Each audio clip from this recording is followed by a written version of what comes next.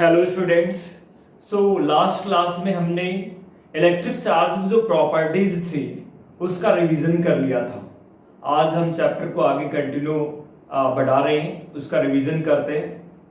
आज हम ये देखते हैं कि मास और चार्ज में कंपैरिजन करते हैं, इसका रिवीजन करते हैं।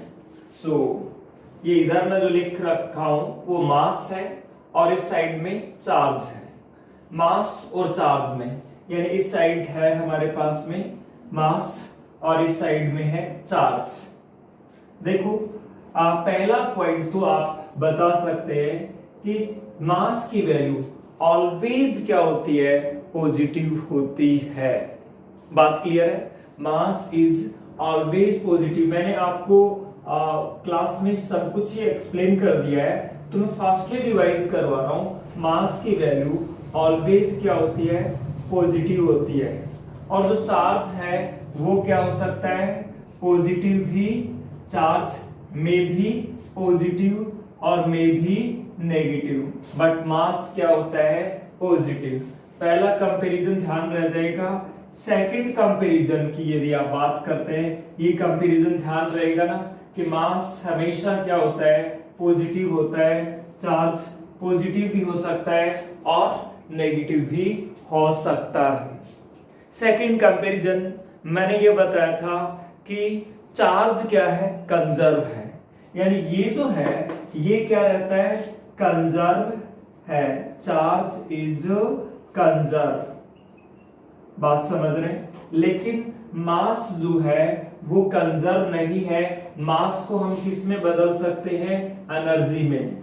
मास can be, mass nuclear reactions, अब तो वो भी बढ़ चुके आप, can be converted into energy, converted into energy. अब तो वो फॉर्मूला भी पढ़ लिया आपने, क्या, कौन सा formula, E is equals to mc square, है ना। E is equals to m into C square. यानी मास को किस में कन्वर्ट किया जा सकता है, एनर्जी में किया जा सकता है। लेकिन चार्ज क्या रहता है, कंजर्व रहता है। मास क्या नहीं है, कंजर्व नहीं है। उसको किस में बदला जा सकता है, एनर्जी में बदला जा सकता है।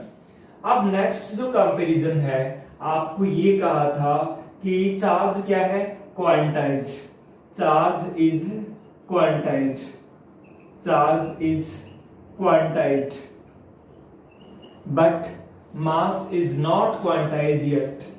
Mass is not quantized yet. अभी तक मास क्या नहीं है, क्वांटाइज्ड नहीं है। चार्जेस के बीच लगने वाला फोर्स अट्रैक्टिव भी हो सकता है और रिपल्सिव भी हो सकता है ना। चार्जेस के बीच लगने वाला फोर्स अट्रैक्टिव भी हो सकता है और रिपल्सिव भी। यानी पॉजिटिव पॉजिटिव है तो रिपल्सिव फोर्स लगेगा, पॉजिटिव नेगेटिव है तो क्या लगेगा, अट्रैक्टिव। लेकिन मास के कारण लगने वाला जो फोर्स है वो ऑलवेज कैसा होता है, अट्रैक्टिव, है ना। तो यहाँ पे जो फोर्स है, मास की वजह से लगने वाले जो फोर्स है वो कैसा होता है, अट्रैक्टिव। और चार्ज बॉडी के बीच लगने वाला जो फोर्स है वो फोर्स में भी अट्रैक्टिव और कैसा, रिपल्सिव। अट्रैक्टिव भी हो सकता है और कैसा, रिपल्सिव भी हो सकता है। नेक्स्ट जो कंपैरिजन की हम बात करें कि आपने ये कहा कि यहां लगने वाला जो फोर्स है वो किस पर डिपेंड करता है, मीडियम पर डिपेंड करता है। चार्जेस के बीच लगने वाला force, force between charges, force between charges depend on the medium. Charges के बीच लगने वाला फोर्स किस पे डिपेंड करता है, मीडियम पे डिपेंड करता है। लेकिन this force between mass object, force between mass object does not depend on medium, medium पे डिपेंड नहीं करता। और लास्ट बात और इम्पोर्टेंट बात कि आपको मैंने वैसे बताया भी था, किसी के पास मास है जरूरी नहीं है उसके पास क्या हो, चार्ज हो, लेकिन जिसके पास चार्ज होता है उसके पास पक्का क्या होता है, मास होता है ना। यानी इसके पास मास के पास में जहां मास होता है वहां क्या होता है, चार्ज पक्का होता है। तो जो चार्ज बॉडी होता है, चार्ज बॉडी पसेस मास, चार्ज बॉडी का पक्का क्या होता है, मास होता है। मास लेस को तो हम चार्ज कर ही नहीं सकते, यानी चार्ज बॉडी के पास मास होता है, लेकिन मास के पास में यानी जिसका मास है उसके पास में चार्ज हो ही ये जरूरी नहीं है। This is not necessary. क्या कहा मैंने कि जिसके पास मास है वो उसके पास चार्ज भी हो, ये जरूरी नहीं है, लेकिन ये जरूरी है जिसके पास चार्ज हो उसके पास में पक्का क्या होगा, मास भी होगा। सो ये कंपैरिजन है किसके बीच में, मास वर्सेस चार्ज के बीच में। समझ गए क्या कहा मैंने, मास की जो वैल्यू है वो पॉजिटिव ही होती है, मास नेगेटिव नहीं होता ना। दूसरा, चार्ज की वैल्यू पॉजिटिव भी हो सकती है और नेगेटिव भी। मास क्या रहता है, कंजर्व नहीं रहता, मास को एनर्जी में बदला जा सकता है, लेकिन चार्ज हमेशा क्या रहता है, कंजर्व रहता है। मास अभी तक क्वांटाइज्ड नहीं है, लेकिन चार्ज क्या है, क्वांटाइज्ड है। मास ऑब्जेक्ट्स के बीच लगने वाला जो फोर्स है, ये बताया था ना फॉर्मूला, जी 11th में पढ़ा होगा आपने, m1 m2 divided by are square, याद है, आगे याद, ये होता है ना। तो लगने वाला फोर्स, इस फोर्स की नेचर ऑलवेज क्या होती है, अट्रैक्टिव। और चार्ज के बीच लगने वाला फोर्स अभी मैं बताऊंगा आपको, है ना, वो अट्रैक्टिव भी हो सकता है और रिपल्सिव भी हो सकता है। मास ऑब्जेक्ट्स के बीच लगने वाला जो फोर्स है वो मीडियम पर डिपेंड नहीं करता, जबकि चार्ज के बीच लगने वाला जो फोर्स है वो किस पर डिपेंड करता है, मीडियम पर डिपेंड करता है। अगला मैंने बताया जिसके पास मास है उसके पास चार्ज हो ही ये कोई जरूरी नहीं है, लेकिन जिसके पास चार्ज होता है उसके पास पक्का क्या होगा, मास होगा। मासलेस ऑब्जेक्ट को आप चार्ज नहीं कर सकते, जैसे फोटोन का रेस्ट मास 0 है तो उसको चार्ज नहीं किया जा सकता। बात क्लियर है। अब हम बात करेंगे क्या, कूलम्ब्स लॉ की, है ना। अब बात करने वाले हैं कूलम्ब्स लॉ की। कूलम्ब्स लॉ क्या है,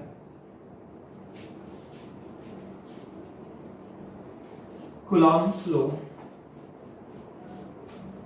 कूलम्ब्स लॉ एक तरह से न्यूटन्स जो लॉ था उसी की तरह से है, बिल्कुल वैसे क्या वैसे, न्यूटन्स लॉ की ही कॉपी है एक तरह से, आप भी मान सकते हैं कि इन्होंने इन 1785 में 1785 में क्या नाम था, एक फ्रेंच साइंटिस्ट जिनका नाम था चार्ल्स ऑगस्टिन कूलम्ब।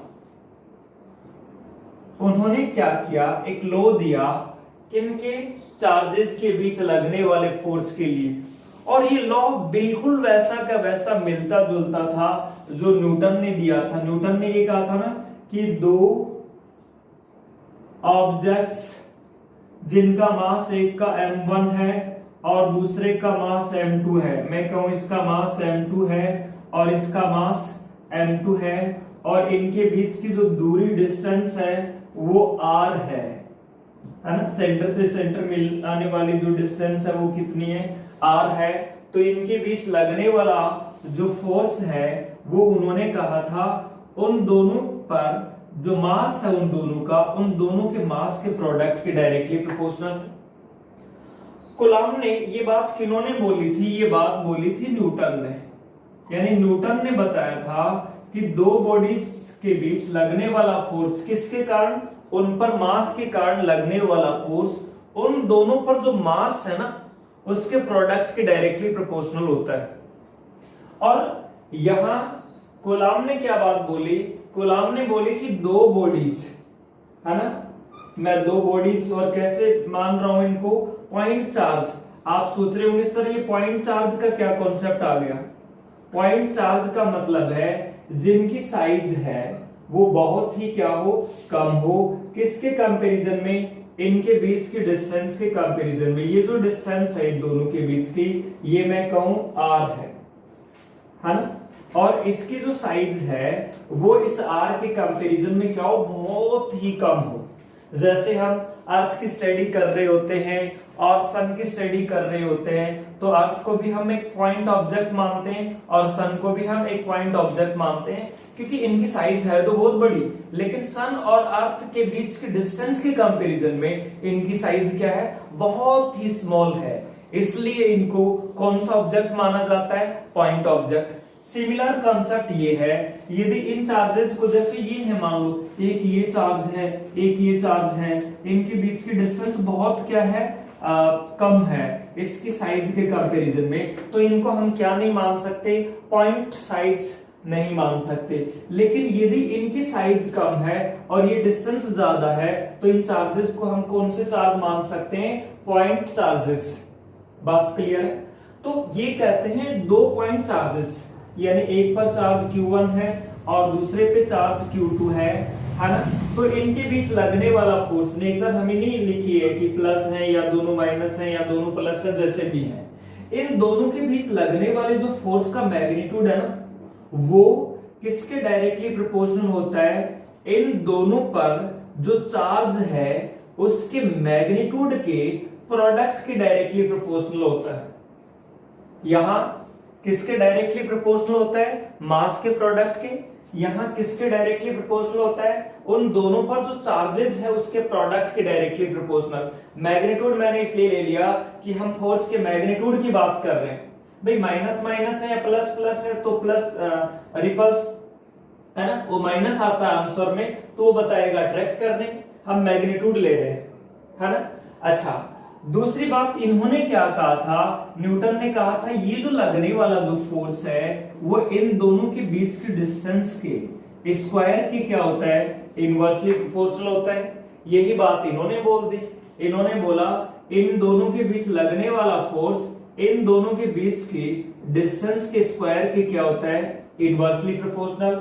ये बात इन्होंने कंबाइंड वे में लिखी थी, तो इसको क्या लिखा था, F directly proportional m1 m2 divided by r square, या इसको आपने इस तरह से लिख लिया था F is equal to G m1 m2 divided by r square.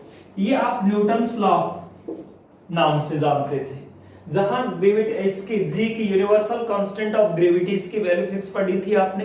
ये कांस्टेंट है, ये किसी भी मीडियम पर डिपेंड नहीं करती, ये सीखा था।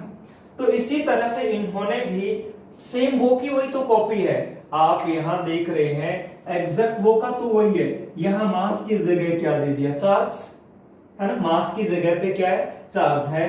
तो ये जो लगने वाला फोर्स, इसको कंबाइंड एक साथ लिखेंगे, इन दोनों बातों को इकट्ठा करके लिखते हैं, तो क्या होगा, F directly proportional Q1 Q2 divided by r square, या F is equals to K Q1 Q2 divided by r square, जहां पर K क्या है, कूलम्ब्स कांस्टेंट, या हम कह सकते हैं constant of static force, electrostatic force. Electrostatic force का कांस्टेंट है, K को हम कहते हैं, ये क्या है, कूलम्ब्स कांस्टेंट भी कह देते हैं, या फिर हम इसको कहते हैं क्या, कांस्टेंट ऑफ इलेक्ट्रोस्टैटिक फोर्सेस, है ना, इलेक्ट्रोस्टैटिक फोर्सेस कांस्टेंट है, या फिर इसको कह सकते हैं इलेक्ट्रोस्टैटिक फोर्स कांस्टेंट। इस K को क्या बोला जाता है, कूलम्ब्स कांस्टेंट भी कह देते हैं, और इसको इलेक्ट्रोस्टैटिक।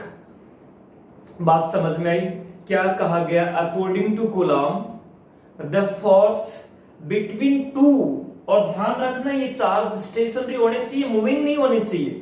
फिर से बोल रहा हूं, अकॉर्डिंग टू कूलम्ब रुके हुए चार्जेस, क्योंकि आप इलेक्ट्रोस्टैटिक पढ़ रहे हैं, ध्यान रखें इलेक्ट्रोस्टैटिक में चार्जेस किस में होने चाहिए, रेस्ट में होने चाहिए। तो क्या कहा गया इसमें, according to Coulomb's law the force between two stationary point charge is directly proportional to the product of the magnitude of charges and inversely proportional to the square of distance between them. और इसको इस तरह से लिख दिया, जहां पर के क्या है, कूलम्ब्स कांस्टेंट है। जहां ये आपने लिखा है के क्या है, कांस्टेंट है, और इस कांस्टेंट को बोला जाता है कौन सा कांस्टेंट, कूलम्ब्स कांस्टेंट। तो ये आप समझ गए होंगे। तो कूलम्ब्स लॉ, यही जो लॉ है इसी को हम कौन सा लॉ बोलते हैं, कूलम्ब्स लॉ। फिर से यदि मैं लिखूं इसको, ये आपको मैंने लिखवा रखा है अच्छे से नोटबुक में, आपने है ना, यहां समझ लीजिए। क्या, दो स्टेशनरी पॉइंट चार्ज के बीच लगने वाला जो फोर्स है वो क्या आया था, कूलम्ब्स लॉ ही तो है ये, कूलम्ब्स लॉ। कूलम्ब्स लॉ में आपने यही तो कहा है, दो स्टेशनरी पॉइंट चार्ज के बीच लगने वाला जो फोर्स है वो K Q1 Q2 divided by R square, या इसको आप इस तरह से लिख सकते हैं, वेयर K कूलम्ब कांस्टेंट है और K की जो वैल्यू है वो होती है क्या, 9 इंटू 10 की पावर 9। या हम देखो K को यूनिट बना सकते हैं, K की यूनिट देखो न्यूटन इंटू मीटर स्क्वायर, ऐसे मल्टीप्लाई करिए, फोर्स की यूनिट न्यूटन और डिस्टेंस का स्क्वायर मीटर स्क्वायर, और चार्ज कूलम्ब इंटू कूलम्ब यानी कूलम्ब स्क्वायर। और K की जो अदर वैल्यू है वो होती है 1/4 पाई, इसको एप्सिलॉन नॉट, नोट का मतलब मीडियम फ्री स्पेस है, कोई मीडियम नहीं है, फ्री स्पेस मानो या फिर एयर मानो, है ना, ये है वेयर एप्सिलॉन नॉट की जो वैल्यू है वो होती है 8.854। कैसे निकाली, इसको हम इसके इक्वल कर देंगे, तो जो एप्सिलॉन नॉट की वैल्यू आती है ये आती है 10 की पावर -12। और एप्सिलॉन नॉट और के दोनों एक दूसरे के इनवर्सली प्रोपोर्शनल होते हैं, तो इसकी यूनिट क्या होगी, coulomb square newton per metre square. Epsilon naught real में है क्या, एप्सिलॉन नॉट इज, ये जो एप्सिलॉन नॉट है ना, is called permittivity of, where epsilon naught is the permittivity of vacuum. ये वैक्यूम की क्या है, परमिटिविटी है, और वैक्यूम और एयर की परमिटिविटी नियर अबाउट क्या होती है, सेम ही होती है। ये बात समझ गए। अब हम बात करते हैं कि परमिटिविटी है क्या। यदि मैं यही बात यहां लिखता हूं, K की वैल्यू ये इस तरह से लिख दूं, F is equals to 1/4 pi epsilon Q1 Q2 divided by R square. तो यहां आप ये देखें, जिस मीडियम की, यदि मीडियम एयर और वो नहीं है, यदि दूसरा है, तो उस मीडियम की परमिटिविटी ली जाएगी। तो परमिटिविटी किसी भी मीडियम की जितनी ज्यादा होगी, उस मीडियम में लगने वाला फोर्स उतना ही क्या होगा, कम होगा। तो आप ये कहें कि जो फोर्स है वो परमिटिविटी के क्या होता है, इनवर्सली प्रोपोर्शनल। जरूरी थोड़ी है मीडियम ये फ्री स्पेस ही हो, फ्री स्पेस नहीं है तो ये जीरो हटा देंगे, यानी कोई भी मीडियम है। तो परमिटिविटी क्या है, परमिटिविटी किसी भी मीडियम की वो प्रॉपर्टी है, ये ई ना समझे, इसको पढ़ा जाता है क्या, एप्सिलॉन नॉट, है ना, एप्सिलॉन नॉट पढ़ा जाता है इसको। एप्सिलॉन नॉट को क्या बोला जाता है, परमिटिविटी। परमिटिविटी क्या होता है, it is the property of the medium, किसी भी मीडियम की प्रॉपर्टी होती है which reduces the effect of force between two charges. किसी भी मीडियम की वो प्रॉपर्टी जो उस मीडियम में रखे दो चार्जेस के बीच लगने वाले फोर्स के इफेक्ट को क्या कर दे, कम कर दे। जितना मीडियम की परमिटिविटी ज्यादा होगी, उस मीडियम में रखे दो चार्जेस के बीच लगने वाला फोर्स उतना ही क्या होगा, कम होगा। तो माइंड में क्लियर करिए, what is permittivity, is the property of the medium which reduces the effect of force between two charges in that medium. तो जितने मीडियम, ध्यान रखिए, सबसे कम सबसे कम परमिटिविटी किसकी होती है? वैक्यूम की होती है, जिसके चलते चार्जेस के बीच लगने वाला फोर्स सबसे ज्यादा कौन से मीडियम में होता है? वैक्यूम में होता है। ये बात समझ में आई या नहीं आई? है ना, ये बात पूरी समझ में आ गई। तो अब आगे बढ़ते हैं अपन। कूलॉम्स लॉ यदि आपको ये कह दिया जाए वेक्टर फॉर्म में, कूलॉम्स लॉ का वेक्टर फॉर्म देखने से पहले आप यदि ये पूछ लिया जाए आपसे कूलॉम कांस्टेंट का यूनिट बताइए तो बता देंगे, एप्सिलॉन नॉट की यूनिट बताइए तो ये भी बता देंगे। यदि आपसे पूछ लिया जाए कूलॉम कांस्टेंट का डायमेंशनल फॉर्मूला लिखिए तो आप किस तरह से लिखेंगे?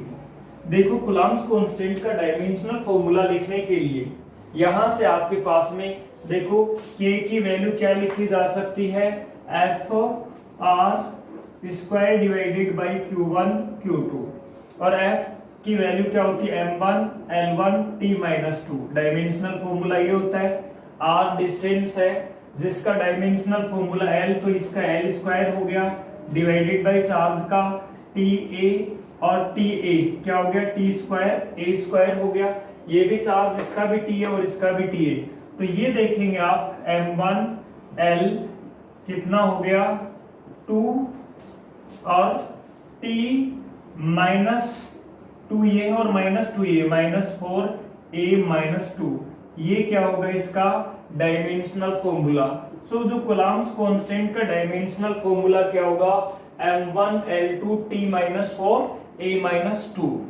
इसी तरह से यदि परमिटिविटी का डायमेंशनल फॉर्मूला लिखना हो तो ये परमिटिविटी और ये दोनों एक दूसरे के क्या होते हैं? रेसिप्रोकल। तो इसका रेसिप्रोकल कैसे किया जाएगा? जो पावर प्लस में है उनको माइनस में, और माइनस में है उनको प्लस में।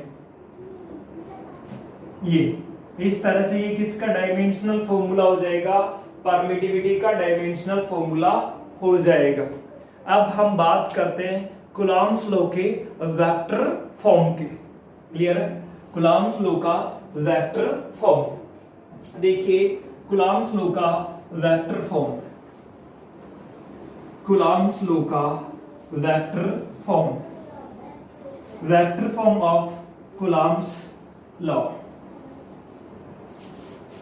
कूलॉम्स लॉ का vector form of Coulomb's law, Coulomb's law का वेक्टर फॉर्म। देखो, आपके पास ये चार्जेस है, एक तो ये चार्ज है पॉइंट चार्ज जिसकी वैल्यू क्या है? Q1 है, और दूसरा चार्ज ये है जिसकी वैल्यू क्या है? Q2 है। दो स्टेशनरी पॉइंट चार्ज है ना। अच्छा, इन दोनों के बीच की जो डिस्टेंस देख रहे हो आप, ये वाली जो डिस्टेंस है वो हमने मान ली कितनी है? ये वाली डिस्टेंस हम मान के चल रहे हैं R है। इन दोनों के बीच की जो डिस्टेंस है वो R है। आप ये सोचो, यदि दोनों की वैल्यू पॉजिटिव है, मैं ये मान के चल रहा हूं, मान लिया दोनों की वैल्यू क्या है? पॉजिटिव है। पॉजिटिव होने का मतलब Q1 Q2 दोनों ही पॉजिटिव है, मतलब इनका प्रोडक्ट 0 से क्या होगा? ज्यादा होगा। उस केस में देखो, Q1 वाला Q2 वाले पे फोर्स लगाएगा, यानी इसको रिपेल करेगा, और उस फोर्स को मैं नाम दे देता हूं F। कौन से पे लगा? 2 वाले पे लगा। किसने लगाया? 1 वाले पे। और इसी तरह से 2 वाला भी इस पर फोर्स लगाएगा, वो किधर लगाएगा? ये भी उसको क्या करेगा? रिपेल करेगा, और उस फोर्स को मैं नाम दे देता हूं क्या? F। कौन से पे लगाया? 1 वाले पे। किसने लगाया? 2 वाले ने। दो फोर्स मान लिए, और साथ में मैं एक यूनिट वेक्टर मान लेता हूं। एक तो इधर यूनिट वेक्टर जानते हो, वो वेक्टर जिसका मैग्नीट्यूड क्या हो? 1 हो, और जो सिर्फ किसको बताता है? डायरेक्शन को। मैं मान लेता हूं R12 cap. R12 cap is a unit vector whose direction is from charge Q1 to Q2। यानी ये एक ऐसा वेक्टर है जिसका मैग्नीट्यूड तो 1 है और डायरेक्शन किधर है? Q1 से Q2 की तरफ। और इसी तरह से मैं कोई दूसरा यूनिट वेक्टर मान लेता हूं, क्या? R21 कैप, यानी इसका मैग्नीट्यूड भी कितना है? 1 है, और जिसकी डायरेक्शन किधर है? Q2 से Q1 की तरफ। अब मैं आपसे पूछूं कि F21 है उसकी वैल्यू क्या होगी। What is F21? It is force on charge Q2 due to Q1, और वो फोर्स होगा कूलम्ब के अकॉर्डिंग, उसका मैग्नीट्यूड देखो K Q1 Q2 divided by दोनों के बीच के डिस्टेंस का स्क्वायर। और यदि आप वेक्टर फॉर्म में लिखना चाह रहे हैं तो इस पर ये वाला फोर्स किधर लगा रहा है, इधर। इधर का मतलब किसकी डायरेक्शन में, R12 कैप की डायरेक्शन में, यानी इसका मैग्नीट्यूड तो 1 है, यानी 1 से मल्टीप्लाई करोगे कोई फर्क नहीं पड़ना, सिर्फ ये किसको बता रहा है, डायरेक्शन को बता रहा है। R12 cap is the unit vector in the direction of from charge Q1 to Q2। Similarly आप कहें कि force on charge Q1 by Q2, वो फोर्स क्या होगा, K Q2 Q1, यानी दोनों चार्जेस के मैग्नीट्यूड का प्रोडक्ट डिवाइडेड बाय दोनों के बीच के डिस्टेंस का स्क्वायर, और डायरेक्शन होगी ये उसको इधर रिपेल करेगा, किधर होगी डायरेक्शन, R12 कैप की ओर, तो ये R12 कैप। अब आप यहाँ पे ये देख रहे हैं, जो खास बात आपको देखने को मिल रही है, दोनों जो फोर्सेज हैं उनका मैग्नीट्यूड तो इक्वल है और डायरेक्शन क्या है, अपोजिट है। क्यों अपोजिट? क्योंकि यहां से ये क्लियर हो रहा है R12 कैप और R21 cap magnitude wise equal है, लेकिन डायरेक्शन वाइज क्या है, अपोजिट है। तो हम इसको इसलिए कह सकते हैं F12 कैप और F21 कैप ये भी दोनों क्या होंगे, इक्वल होंगे मैग्नीट्यूड वाइज, और डायरेक्शन वाइज क्या होंगे, अपोजिट होंगे। यानी यहां से ये कंक्लूजन निकल रहा है कि जितना ये इस पे फोर्स लगाएगा ये वाला भी उतना ही इस पे फोर्स लगाएगा, सिर्फ फर्क ये होगा ये इधर लगाएगा और ये इधर लगाएगा, है ना। यानी न्यूटन ने भी बोली थी ये बात, every action has an equal and opposite reaction.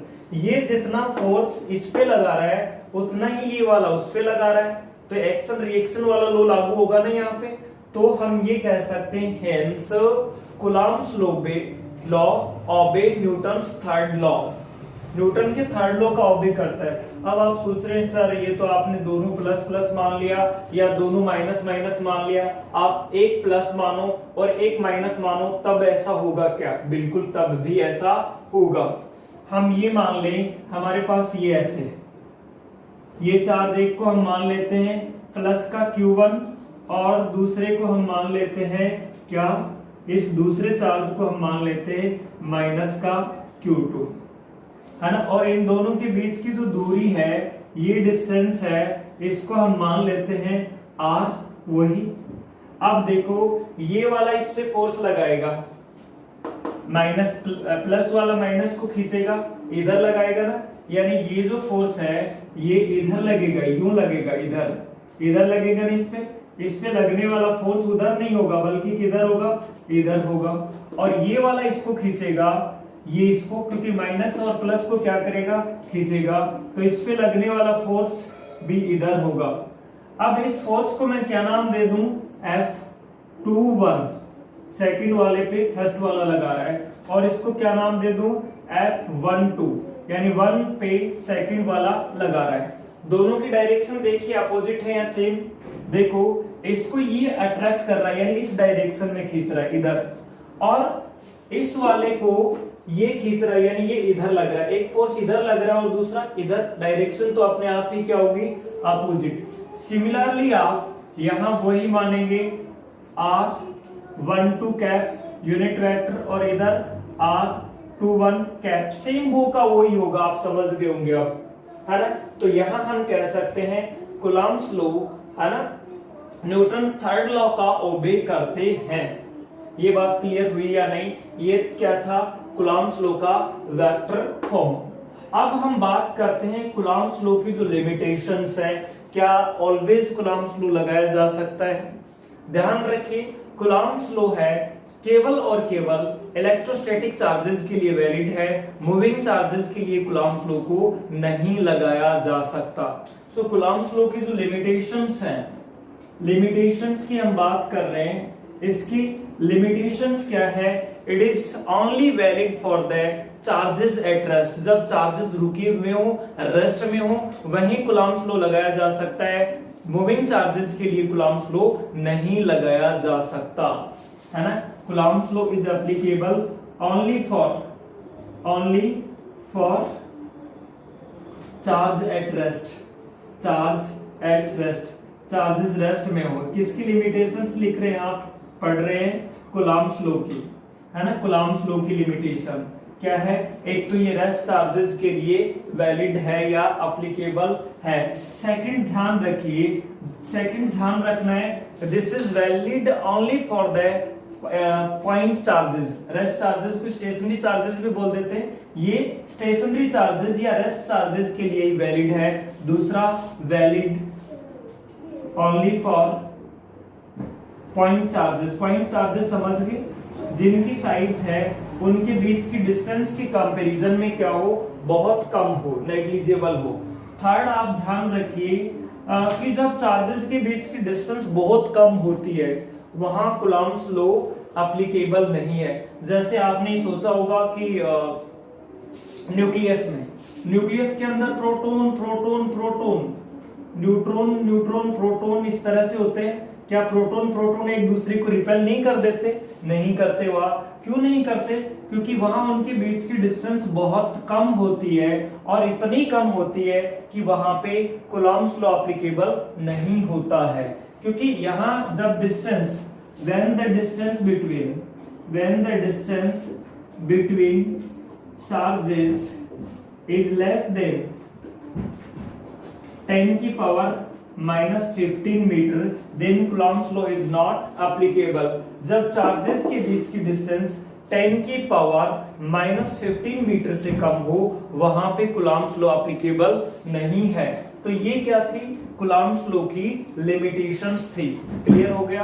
So these are the limitations of Coulomb's law। अब अपन बात करते हैं क्या, डाइलेक्ट्रिक कांस्टेंट या उसका नाम है रिलेटिव परमिटिविटी। क्या कहा मैंने, डाइलेक्ट्रिक कांस्टेंट या दूसरा नाम है उसका रिलेटिव परमिटिविटी। देखो, डाइलेक्ट्रिक कांस्टेंट कहो या फिर क्या कहो, रिलेटिव परमिटिविटी। जैसे मैंने कहा, रिलेटिव परमिटिविटी को समझाने के लिए, रिलेटिव परमिटिविटी या इसका दूसरा नाम है वो क्या है, और डाइलेक्ट्रिक कांस्टेंट, या इसको आरबीएससी की बुक में ये भी लिखा हुआ है स्पेसिफिक इंडक्टिव कैपेसिटी, ये लिखा हुआ है। ये रियल में होता क्या है, इसको समझने के लिए मैं देखो आपको दो बातें बताऊं कि आप ये कहें ये दो चार्जेस, एक Q1 है एक Q2 है, और ये रखे हुए एक दूसरे से कितनी दूरी पर, R दूरी पर रखे हुए, और मीडियम क्या है, फ्री स्पेस है।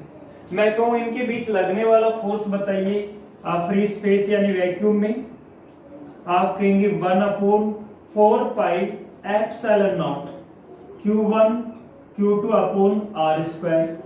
फिर मैंने कहा कि अब इन्हीं चार्जेस के बीच में सेम चार्जेस हैं, ये वाले चार्जेस और यही चार्जेस, ये चार्ज Q1 था, ये चार्ज Q2 था, और इनके बीच की जो डिस्टेंस थी वो R, सेम वही डिस्टेंस है।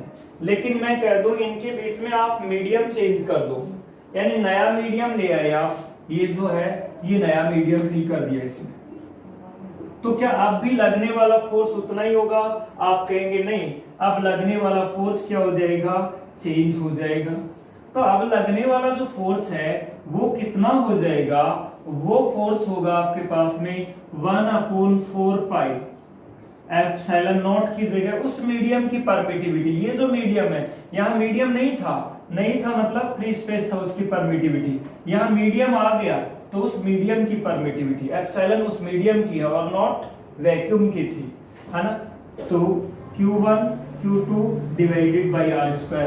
अब मैंने कहा कि पहले ज्यादा फोर्स लग रहा था, अब कम हो गया, तो पहले वाले फोर्स और अब वाले फोर्स का रेशियो क्या आएगा?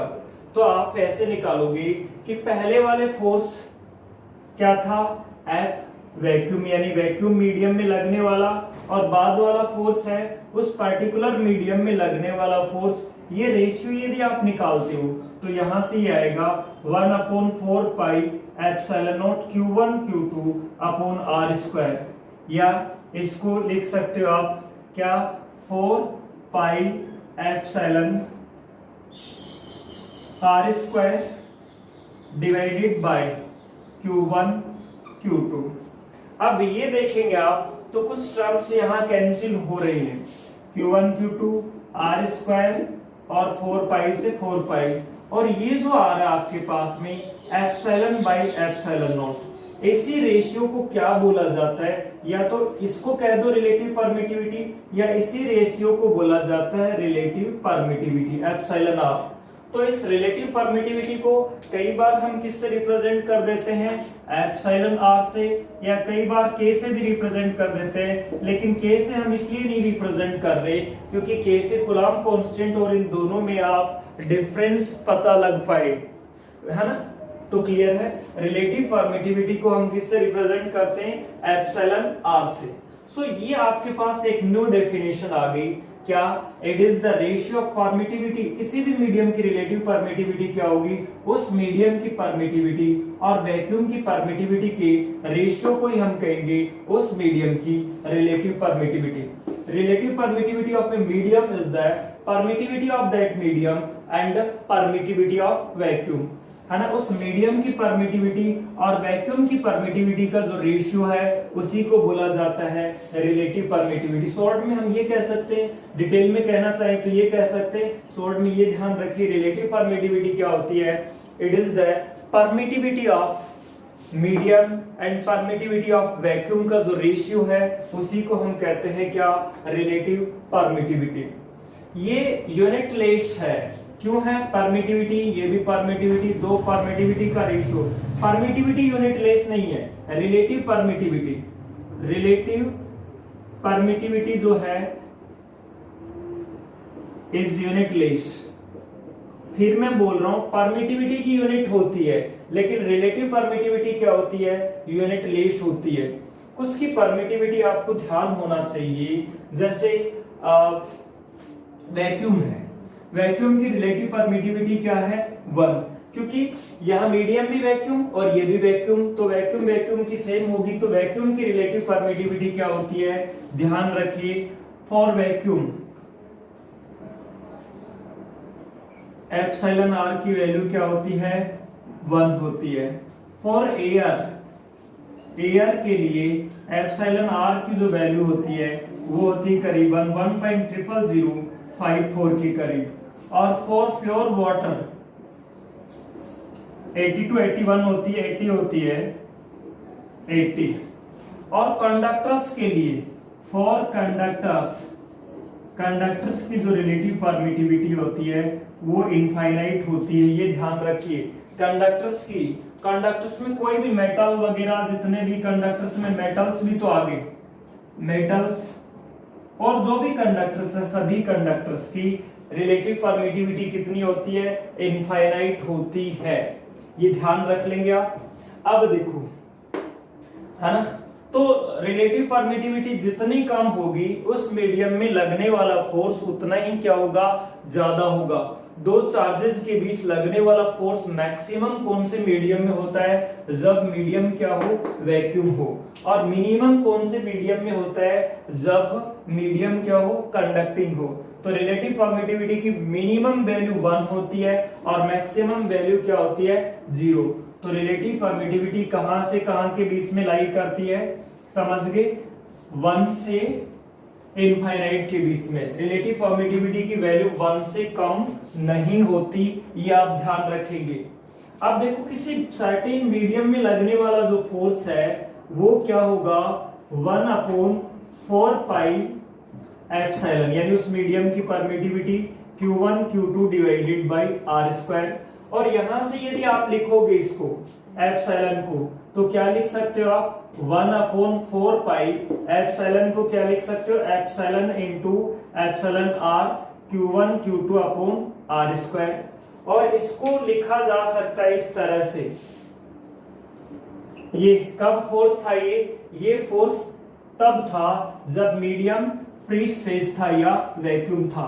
तो इसको हम क्या नाम दे सकते हैं? इसको नाम दे सकते हैं F vacuum divided by epsilon R. तो ये इंपॉर्टेंट रिजल्ट, ये भी ध्यान रखिए, किसी नए मीडियम में लगने वाला फोर्स, वैक्यूम में लगने वाला फोर्स था, वो डिवाइडेड बाय नए मीडियम की रिलेटिव परमिटिविटी। इस कॉन्सेप्ट को आप अच्छे से ध्यान रखें। ये सीख गए, इसको आप अच्छे से ध्यान रखेंगे।